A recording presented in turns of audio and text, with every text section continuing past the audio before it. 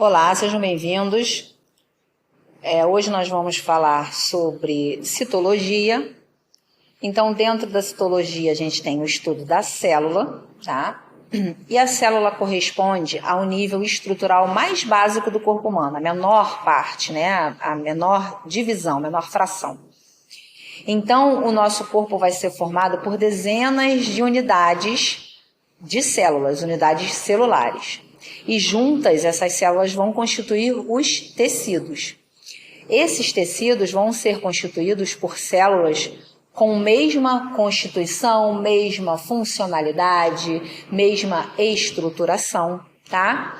Então, fisiologicamente, a gente tem a célula como uma estrutura composta por um núcleo e com uma delimitação de uma membrana que vai dividir o núcleo do restante do material da célula, tá? E nessa célula a gente vai ter as organelas, tá? O nome lembra órgãos por um bom motivo. Essas organelas, elas são as estruturas funcionais da célula, as estruturas de funcionamento da célula, tá?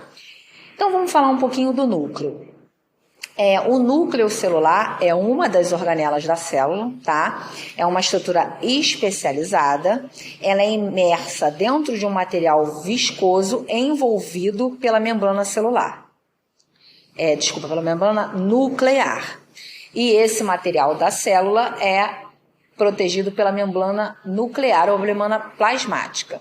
Então, o núcleo, ele é separado do restante do material da célula, é bem parecido a um ovo frito, tá? A gente tem o núcleo separado do restante do material da célula, tá? Dentro do núcleo da célula, a gente vai ter o DNA e o RNA, tá? Então, o DNA, ele vai ter o controle das nossas características genéticas, de toda essa herança de material genético que a gente recebe da nossa família, cor dos olhos, cor do cabelo, tipo físico, estatura, e inclusive também as informações de doenças, que a gente também, algumas delas, herda de forma genética. A gente tem miopia, astigmatismo, hipertensão, doenças cardíacas, diabetes, e por aí vai, tá? Então, no núcleo, a gente tem o material genético, que é o DNA, tá? Ele é combinado com a proteína, e esse DNA, ele forma estruturas especializadas que são chamados cromossomos, tá? E a gente tem também o RNA, tá? Que ele é liberado dentro da estrutura do núcleo e também vai ter dentro desse citoplasma os ribossomos, que a gente vai falar mais detalhado sobre eles, tá? Então, no citoplasma, que é um líquido espesso que está entre a membrana plasmática e a membrana nuclear, a gente vai ter essas organelas, essas estruturas da célula, tá bom? Então, a gente vai ter diversas reações químicas que acontecem dentro do citoplasma, nas diversas organelas, tá? Então, a gente tem os ribossomos, que fazem a síntese de proteína, o retículo endoplasmático, que é uma membrana que é ligada ou não aos ribossomos. A gente tem o aparelho ou complexo de Golgi, que é onde ocorre a concentração de produtos da secreção das células. A gente tem os lisossomos, que fazem a digestão de proteínas, lipídios e alguns carboidratos através das enzimas digestivas que contém a célula, as mitocôndrias que fabricam o ATP, tá? Que é uma molécula vital para fornecer energia para o corpo. A gente tem microcorpos ou corpúsculos, quase que não sai, que também trabalha na obtenção de energia através de enzimas oxidativas. Tem os microtúbulos, que fazem a movimentação e a manutenção da célula. A gente tem cílios, flagelos e corpúsculos, que movimentam as substâncias na superfície da célula ou movem a célula no meio do líquido intercelular. tem os centríolos, que são relacionados à divisão da célula, microfilamentos, que são substâncias químicas encontradas no citoplasma das células, e a gente tem a membrana celular, tá? Então, microscopicamente, ela é uma estrutura de aproximadamente uma espessura muito, muito fina, tá? A unidade que a gente usa microscopicamente é 100 angstrom, tá? É um nome que a gente não está acostumado a ouvir, porque ela não está dentro dessa escala de centímetros, metros, quilômetros, que a gente está mais habituado, tá? Então, ela tem a espessura muito, muito fina. E as substâncias conseguem passar através dessa membrana ou não passar, tá? Porque a membrana plasmática, ela tem uma seletividade. Então, ela seleciona o que vai ou o que não vai passar por ela. Nem sempre a gente tem 100% de eficiência, mas a gente tem essa seletividade da permeabilidade, do que vai ou não passar, tá? Então, conforme as características de solubilidade dos lipídios, ou seja, de como ela é diluída no meio, a gordura, por exemplo, ela pode ser impermeável na célula e ela não poderia sobreviver, já que ela não é autossustentável. Então, ela necessita funcionar e também necessita eliminar os produtos residuais do seu interior. Por outro lado, se ela fosse completamente permeável, ela não conseguiria impedir a passagem de nada que pudesse comprometer a sua célula. Então, se ela não pudesse selecionar o que entra, ela poderia deixar entrar alguma coisa que mataria essa célula, tá bom? Então, a passagem de substâncias através da membrana plasmática, ela é através de 5 modalidades diferentes. Então, a gente tem a difusão, que é o deslocamento da substância de uma região de alta concentração para uma de concentração menor, tá? Ela atravessa, da corrente sanguínea para dentro da célula, tá? A difusão não requer a presença de uma membrana, então a gente vai ter a difusão acontecendo entre os tecidos de forma mais geral, tá? A gente tem a osmose, que é o processo passivo pelo qual a água se move através da membrana, vamos dizer assim, carregando essa substância, tá? E a gente tem também a diálise, que é o processo de separação seletiva, é como se ela filtrasse a solução para deixar passar o que ela precisa, tá? Então a gente tem também o transporte ativo, que é capaz de movimentar para dentro e para fora da célula substâncias que normalmente não poderiam passar através da membrana plasmática. Então a gente vai ter vários tipos diferentes de movimentação dessas substâncias para dentro da célula, tá? Quando a gente fala dos tecidos e dos sistemas, a gente entra mais a fundo nesse funcional das células, tá? Então, fechando citologia, a gente tem a relação entre as células e os tecidos. O tecido é o resultado da união de células com características e funções semelhantes, destinadas a um fim comum. Por suas características, as células se reúnem em 4 tipos básicos de tecidos: epitelial, conjuntivo, muscular e nervoso. E cada um desses tecidos vai gerar grupos de órgãos e sistemas específicos dentro do corpo, que a gente vai ver mais na frente, tá bom? Olá, sejam bem-vindos. Agora nós vamos falar sobre histologia, que é a continuidade dos estudos a partir da citologia, que é o estudo da célula, e na histologia nós vamos ter o estudo dos tecidos, tá? Então a histologia, ela é considerada a ciência que estuda os tecidos, e dentro do corpo humano a gente vai ter aproximadamente 70 trilhões de células agrupadas, ou seja, unidas, e cada grupo vai ter características diferenciadas, tá? Mas também uma ação interdependente, eles são interligados, eles têm ligação entre si. porque dependendo da função específica da célula, ela é ligada a um outro sistema que vai ter uma função que vai dar continuidade ao trabalho que aquela célula iniciou, tá?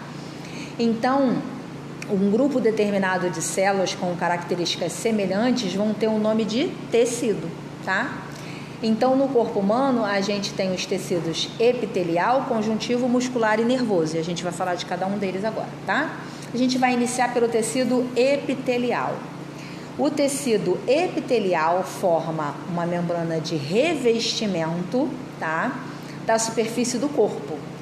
Ela forma cavidades, como, por exemplo, estômago, bexiga e alguns tubos internos. É constituído de células que, devido ao fato de estarem muito próximas uma das outras, tem pouquíssimo espaço entre elas, automaticamente pouco líquido entre as células, tá? Pouco líquido intercelular. Esse líquido, ele tem a função de permitir um intercâmbio das substâncias nutritivas e residuais, a troca de substâncias nutritivas e residuais entre as células e os tecidos, tá bom? As células do tecido epitelial podem assumir formas diferentes dependendo da sua localização, tá? Elas podem, inclusive, secretar substâncias, absorver produtos, tá? A gente tem, por exemplo, algumas células de revestimento no estômago e no intestino, em que alguns grupos vão ter função de absorção e outros grupos vão ter função de secreção de substâncias, tá bom? A função desses tecidos é absorver e secretar produtos, como nas células, por exemplo, das narinas, das glândulas sebáceas, que produzem gordura, ser sensível a estímulos, como nas células epiteliais do nosso olho, proteger o corpo humano contra ação mecânicas como frio, calor, atrito, como, por exemplo, as células da derme, da pele. O tecido epitelial recobre a superfície e as cavidades do corpo, ductos e vasos, e funciona como uma camada externa protetora dos órgãos, que pode ser classificado de acordo com a quantidade e com o arranjo de células nesse tecido, tá? As células desse tecido podem ser subdividido em pavimentoso, cúbico e cilíndrico. Isso vai depender da forma que essas células têm, tá? Então, por exemplo, o pavimentoso tem células achatadas, o cúbico tem células altas e largas e o cilíndrico, células mais compridas. E há também a classificação baseada na forma das células e no número de camadas. Nesse caso, a gente vai ter o pavimentoso simples, por exemplo, em vasos sanguíneos e cavidades do corpo, o estratificado pavimentoso, que é na epiderme, e o epitélio de transição, que tem na bexiga, tá? Na bexiga urinária, o cúbico simples, que tem nas glândulas salivares, nas glândulas que produzem saliva, o cilíndrico simples, que reveste o tubo digestivo, o estratificado cilíndrico, que está na epiglote, parte da faringe, que é sistema respiratório, do ânus e da uretra. O pseudoestratificado cilíndrico, que está nos ductos das glândulas parótida e no trato respiratório. Glândulas parótidas são glândulas que produzem hormônio, tá? E o trato respiratório é parte do sistema respiratório. E há ainda um tecido epitelial, que é o epitélio glandular, que é composto por células que secretam substâncias ou excretam resíduos, como a gente falou anteriormente, tá? Então, de acordo com a natureza da substância fundamental, da organização da célula e do tipo de fibras que o compõem. O tecido conjuntivo frouxo é representado por pequena quantidade de fibras colágenas, que são elásticas e são dispostas de forma irregular.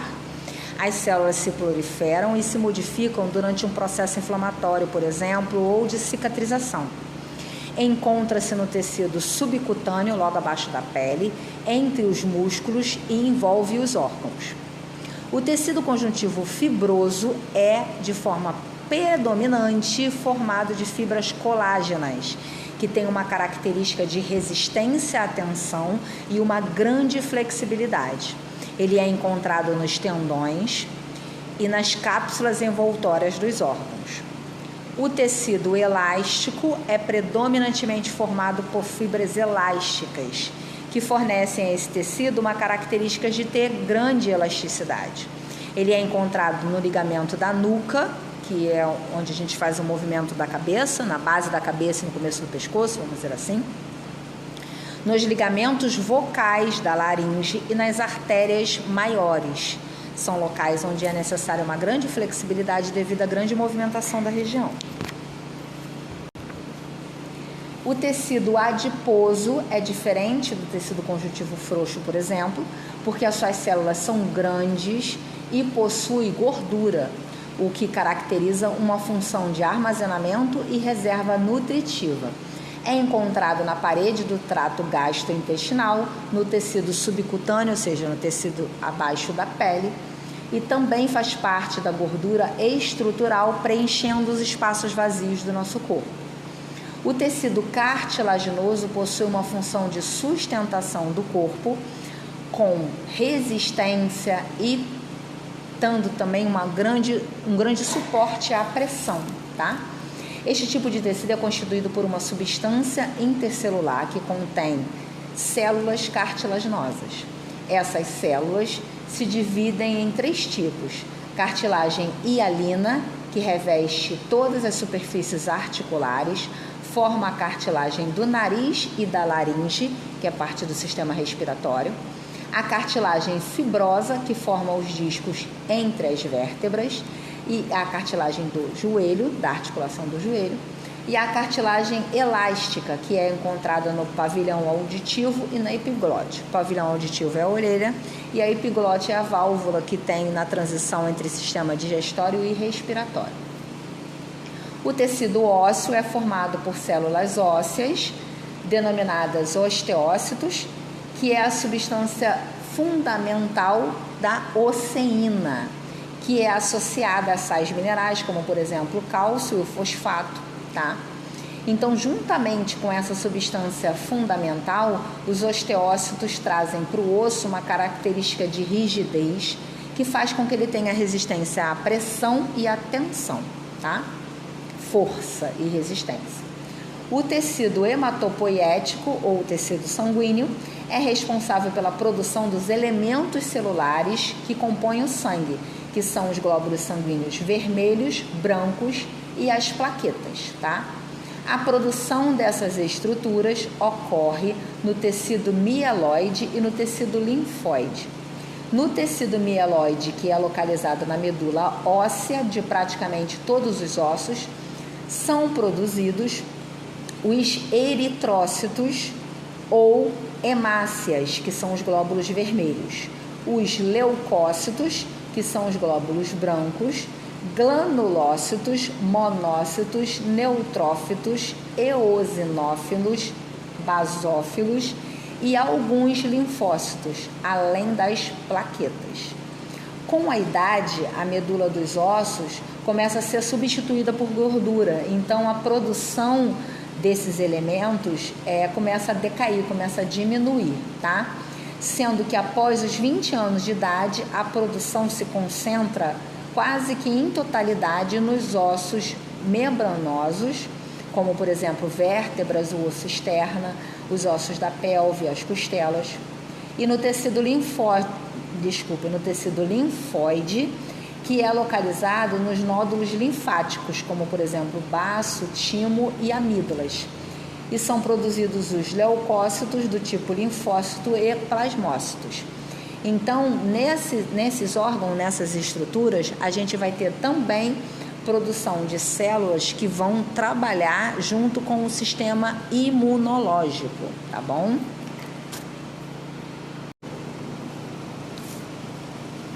Vamos falar agora sobre o tecido muscular, que é responsável pela movimentação do corpo e possui a capacidade de contração e extensão. Esse tecido é constituído por células que são as células musculares, tá? E ela é denominada fibra muscular. Essas fibras possuem diferenças morfológicas e funcionais, tá? Que permitem elas serem divididas em 3 tipos diferentes. Então, a gente tem o músculo liso, que é constituído por células alongadas, que tem contração independente da nossa vontade e é encontrado na parede dos vasos sanguíneos e nas vísceras, tá? A gente tem o músculo estriado, que é constituído por fibras longas, que apresentam contração dependente da nossa vontade e encontram-se nos músculos esqueléticos, que são os músculos ligados aos ossos, e nos músculos cutâneos, nos músculos da pele, de um modo geral, abaixo da pele, tá? E parte da musculatura de algumas vísceras e nos órgãos dos sentidos, visão, audição, paladar, olfato e assim por diante. E também temos as fibras do músculo cardíaco, que constituem o coração especificamente, a gente só tem essa fibra muscular no coração, tá? E ela apresenta uma estrutura mais delicada, tá? E a sua contração também é independente da nossa vontade, tá bom? O coração, de modo geral, ele é uma musculatura que não tem descanso. O coração está o tempo todo pulsando e esse músculo está o tempo todo trabalhando, tá bom? O próximo é o tecido nervoso, tá? O tecido nervoso é composto pelos neurônios, que são as células especializadas, tá? Elas são capazes de receber e transmitir impulsos nervosos entre as células. A gente tem aproximadamente 100 bilhões de células no sistema nervoso, responsável pela transmissão dos impulsos elétricos e nervosos, tá bom? Se encontram no cérebro, na medula espinhal e no sistema nervoso periférico. E ele vai organizar, dirigir, olha eu falando besteira, dirigir todas as funções, todos os processos vitais do organismo, tá bom? O neurônio ele é composto por um corpo celular e vai ter prolongamentos desse corpo, que é como se fosse um rabinho, chamado de axônio e dendritos, tá? O corpo celular do neurônio, ele é volumoso, tem um núcleo e estruturas citoplasmáticas, como várias outras células, e ele é responsável pelo suporte metabólico para toda a célula. Então, o corpo do neurônio é responsável por todo o metabolismo da célula. Os dendritos são prolongamentos que têm ramificações localizadas em volta do corpo da célula. Eles são responsáveis pela comunicação entre um neurônio e outro. Essa comunicação se chama sinapse, que é a transmissão desse impulso nervoso de um neurônio para o outro. O axônio é um prolongamento que normalmente é mais longo do que os dendritos e é responsável pela transmissão dos impulsos nervosos provenientes do corpo celular. A neuroglia, ela é encontrada principalmente no sistema nervoso central e ele está no espaço entre os neurônios, no espaço entre as células nervosas, tá? Ele tem a função de sustentação e reparação do tecido nervoso. Só que essa reparação de tecido é feita através da eliminação dos detritos, que são resultados de lesões no tecido. Então, a forma que ela repara o tecido é eliminando a parte dele que tem lesão, tá? Então, as células do tecido nervoso, os neurônios, eles são os únicos grupamentos de células que não se regeneram. Se ele tiver uma lesão, aquela parte simplesmente vai parar de funcionar, tá? Normalmente a parte que sobra, vamos dizer assim, consegue assumir as funções da parte lesionada, dependendo, claro, do tamanho da lesão.